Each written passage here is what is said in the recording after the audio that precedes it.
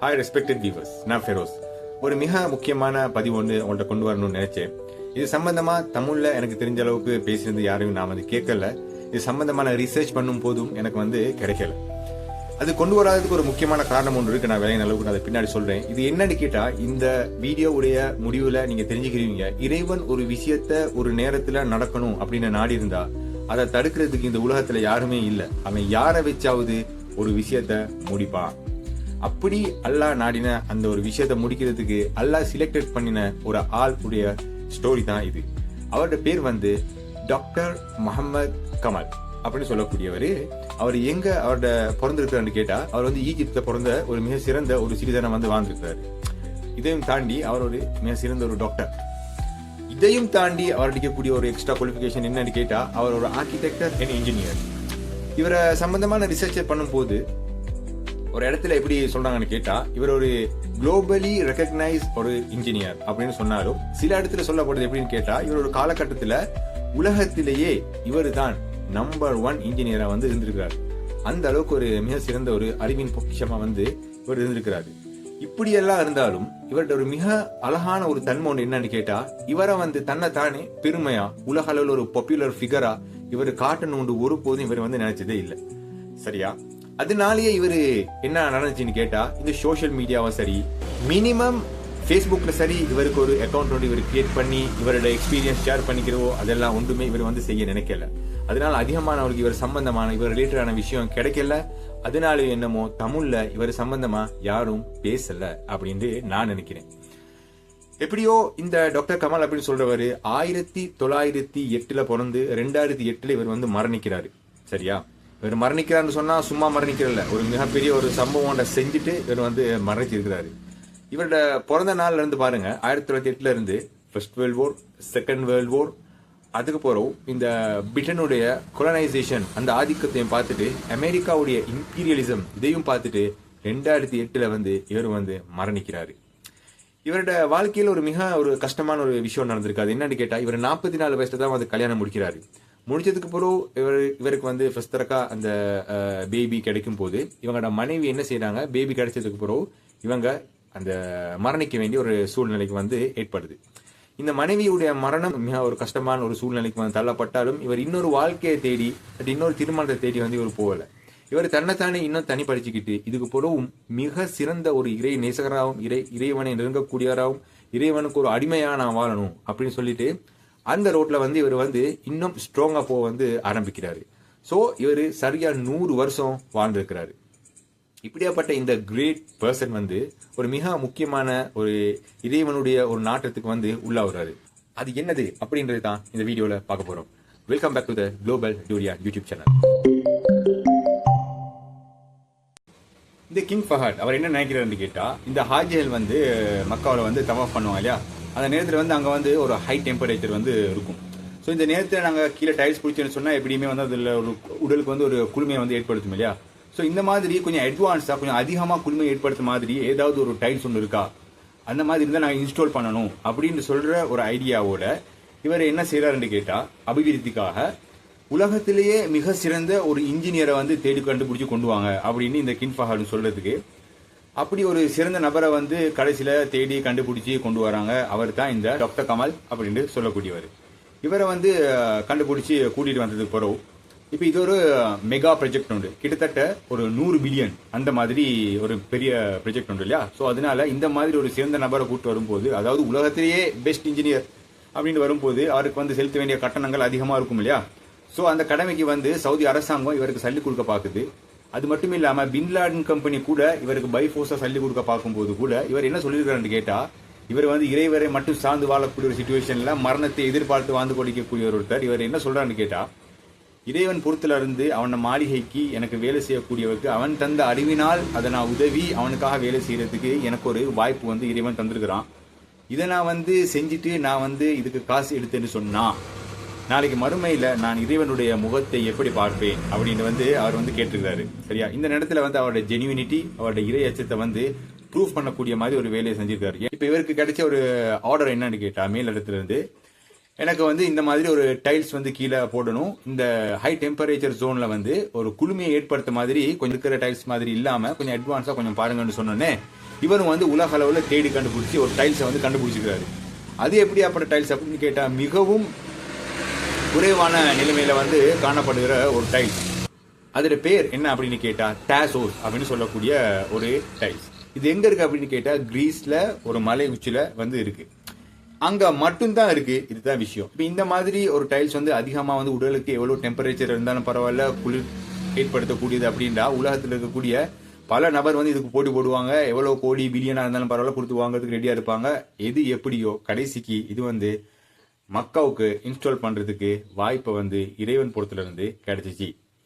இப்ப இதுல வந்து என்னன்னு கேட்டா இவரு இந்த மாதிரி ஒரு கிரீஸ்ல ஒரு டைல்ஸ் இருக்கு அப்படின்னு சொல்லி கண்டுபிடிச்சோன்னே இவர் அங்க கிரீஸ்க்கு போயிட்டு யாரு இந்த டாக்டர் கமால் அப்படின்னு சொல்லக்கூடிய ஒரு கிரீஸ்க்கு போயிட்டு அங்க அந்த சார்ந்த அதுக்கு சொந்தக்காரங்களாகி அந்த கம்பெனியோட அந்த செக்ரட்டரியோட சந்திச்சு பேசி அதுல தேவையான அளவு கிட்டத்தட்ட சொல்ல போனா அந்த மலையில அறவாசி அளவுக்கு வந்து அந்த டைல்ஸை வந்து அங்க இருந்து சவுதியை கொண்டு வர வேலையெல்லாம் செஞ்சு அதுக்கு தேவையான சல்லியை வந்து அவங்களுக்கு கட்டிட்டு இந்த பணியை வந்து சிறப்பா வந்து முடிச்சிட்டாரு டாக்டர் கமால். நீங்க இன்றைக்கும் நீங்க மக்காவுக்கு தவாஃப் பண்ண போனா நீங்க பாருங்க அங்க அந்த வெள்ளக்கல் வந்து பிடிச்சிருக்கும். அது அந்த கிரீஸ்ல இருந்து கொண்ட டாசோஸ் அப்படின்னு சொல்லக்கூடிய அந்த டைல்ஸ் தான். அதுல நீங்க காலை வச்சு பாருங்க. மற்ற டைல்ஸ்களுக்கு காலை வைக்கிறதுக்கு பார்க்க அதுல ஒரு மிகப்பெரிய ஒரு வித்தியாசம் இருக்கும். சும்மா ஜில்லுன்னு இருக்கும். எக்ஸ்பீரியன்ஸ் நான் வந்து சொல்றேன். அது எப்படியாப்பட்டது அப்படின்னு சொல்றாங்க. வெளிய சைட்ல வந்து எப்படின்னு கேட்டா ஒரு 50% செல்சியஸ் டிகிரி இருக்கக்கூடிய ஒரு டெம்பரேச்சர் ஜோன்லயா இருந்தா கூட இந்த டாசோஸ் அப்படின்னு சொல்லக்கூடிய டைல்ஸ்க்கு மேல வெறும் காலோட காலை வச்சா அந்த உஷ்ணம் வந்து எங்களோட உடலுக்கு வந்து விளங்காத அளவுக்கு அது எங்களை வந்து சில்லா வச்சுக்கிறதுக்கு உதவும் அப்படின்னு சொல்லக்கூடிய ஒரு மிகவும் ஒரு விசேஷமான இறைவனுடைய ஒரு படைப்பா இருக்கு. ஒரே ஒரு இடத்துல தான் இருக்கிறதா இருந்தாலும் இறைவன் உதவினால் வந்து கடைசிக்கு வந்து இதை வந்து மக்காவுக்கு வந்து கொண்டு இன்ஸ்டால் பண்ணக்கூடிய பாக்கியம் வந்து கிடைச்சிருக்கு. ஆனா அதுக்கு பிறகு காலங்கள் செல்ல மறுக்கா இந்த கிங் ஃபஹத் அப்படின்னு சொல்லக்கூடியவர் என்ன நினைச்சிருக்காரு கேட்டா இதே மாதிரி டாசோஸ் டைப்ஸ் வந்து இந்த மாபெரம் வந்து முகமது நபி ஸல்லல்லாஹு அலைஹி வஸல்லம் அவங்களோட மஸ்ஜித் நபவிக்கும் வந்து நாங்க பிடிக்கணும் அப்படின்னு சொல்லி மறுக்க ஒரு ஐடியா வந்து வாரத்துக்கு டாக்டர் கமால் அப்படி சொல்லக்கூடியவரை வந்து சொன்னோன்னே அவர் வந்து இறைவன் பூரத்துல இருந்து அது முகமது நபி ஸல்லல்லாஹு அலைஹி வஸல்லம் அவங்களோட பள்ளிக்கு இவரோட சொந்த ஐடியாவில் இவரோட உழைப்பால ஒரு விஷயம் நடக்க போகுதுன்னு சொன்னா இந்த வார சான்ஸை வந்து யாரும் விடுவாங்களா? விட மாட்டாங்க. அப்ப இவர் என்ன செஞ்சிட்டாரு? இது உடனே எக்ஸெப்ட் பண்ணிக்கிட்டு மறுக்கா கிரீஸ்க்கு எங்க வாங்கினாரோ யாரை சந்திச்சாரோ அவங்கள சந்திக்கிறதுக்கு மறுக்கா கிரீஸ் நோக்கி போனோடனே அங்க போயிட்டு சந்திச்சு எனக்கு நான் வச்சுட்டு போன பேலன்ஸ் ஆன அந்த மாபெலும் வந்து எனக்கு வேணும் அப்படின்னு சொல்லும் போது அப்ப அவங்க என்ன சொல்லிக்கிறாங்கன்னு கேட்டா அந்த கம்பெனி செக்ரட்டரி சொல்லியிருக்கிறாங்க நீங்க 15 வருஷத்துக்கு முந்தி வந்து எடுத்துட்டு போன உடனே இன்னொருத்தர் வந்து இதை எடுத்துட்டாங்க.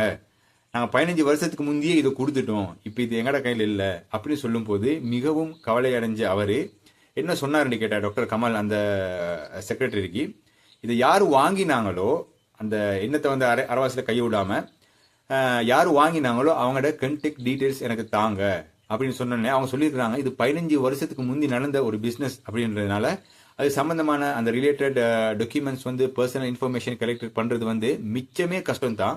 ஆனாலும் இந்த மாதிரி ஒரு சிறந்த நபர் உலகத்துல ஒரு மிக சிறந்த இன்ஜினியர் டாக்டர் மக்காவ சேவைக்காக வந்து இவர் இப்படி கேட்கும் போது அதை மறுக்கலாததுனால நான் அவங்களோட கண்டெக்ட் இன்ஃபர்மேஷனை 15 வருஷத்துக்கு முந்தி உள்ள ஒரு ரெக்கார்ட்ஸா இருந்தாலும் உங்களுக்கு நான் தேடி அதை வந்து சொல்றதுக்கான ஒரு ஏற்பாடு நான் செய்றேன் எங்கட சைட்ல இருந்து அப்படின்னு சொல்லி அந்த டாக்டர் கமால் எந்த ஹோட்டல்ல தங்கியிருக்கிறாரோ அந்த டீடைல்ஸ் அவரோட கண்டெக்ட் இன்ஃபர்மேஷன் எல்லாமே கெதர் பண்ணி வச்சுக்கிறாங்க.